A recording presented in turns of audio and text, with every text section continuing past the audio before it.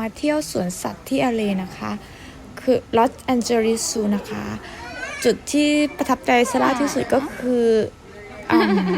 ย่านของไทยอะค่ะก็จะมีความเป็นซิกเนเจอร์ของไทยนะคะก็มีช้างมีโบสถ์อันนี้คือทำให้ซาร่ารู้สึกดีที่สุดค่ะชอบมากมันรู้สึกแบบเหมือนเราได้อยู่บ้านจริงๆนะคะงั้นเราไปชมกันเลย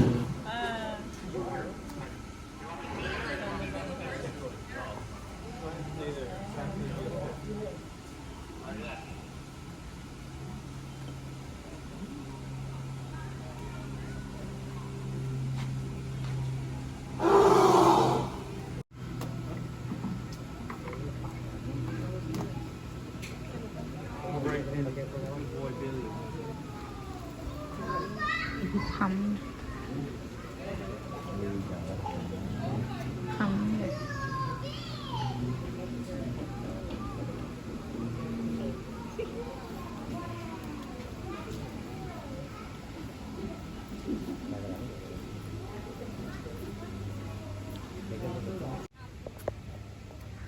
At least I feel like home คนงามก็งามยิ่งดังคนไทย